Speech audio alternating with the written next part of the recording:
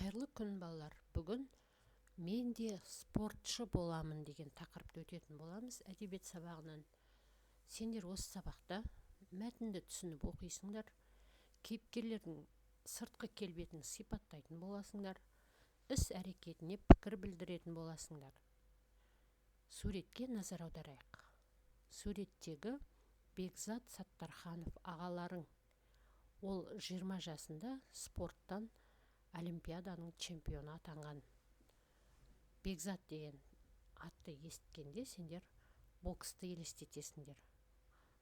Демек бүгін біз Бекзат ағаларың туралы мәтін оқитын боламыз. Мәтінді менімен бірге түсініп оқып отырыңдар.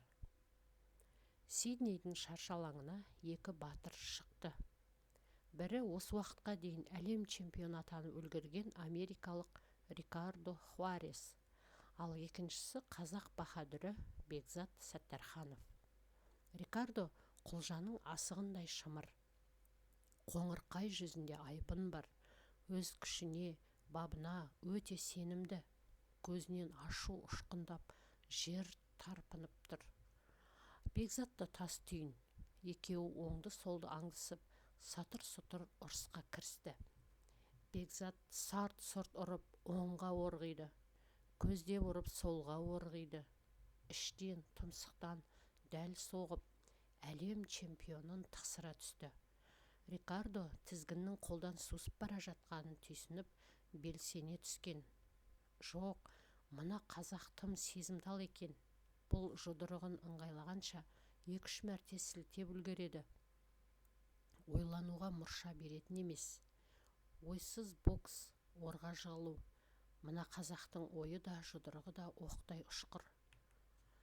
Рикардо арыстанша атылып, соққы жаудырған. Еңбегі еш кетті.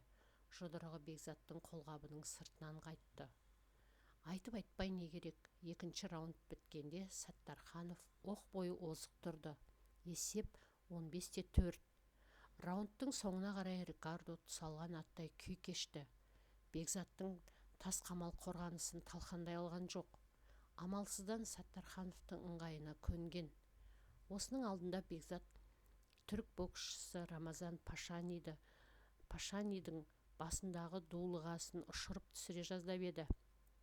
Пашанидің дулығасын қисайтқан қайсар қазақ енді бәйгені ешкімге бермесін ішіміз сезе қойды. Сиднейдің аумағы ат шаптырым бокс залын тағы дуылдаттық. Қазақстан, Бекзат, есімі елімен бірге аталған Бекзат қандай бақытты. Еліңнің туы болдың деген осы. Атаның ғана ұлы емес, халқыңның ұлы болды деген осы шығар. Балалар, сендер мәтінді түсінген болсаңдар, мәтіндегі кейіпкерлерді жазыңдар. Және олар кімдер? Сипаттап көріңдер. Сосын мәтінде соңғы бөлікті оқып, сол соңғы бөлімнен кім туралы айтылды? Ол қандай? Соны сипаттап бір-бір сөйлем жазып көріңдер. Әрі қарай сергіту сәтін жасап, мәтіннің соңғы азат жолын дауыстап оқыңдар. Және қандай сезім болды? Соны жазыңдар. Сен де Бекзат сияқты спортшы болғың келе ме? Ол үшін не істеу керек? Сол ережелерді жазып көріңдер. Бірінші не істеу керек, екінші не істеу керек?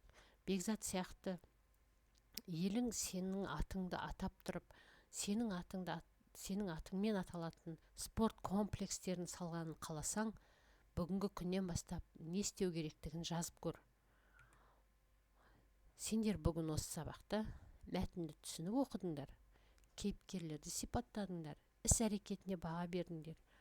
Ал сендерге сабақ берген Гүлзина Жақсылыққызы.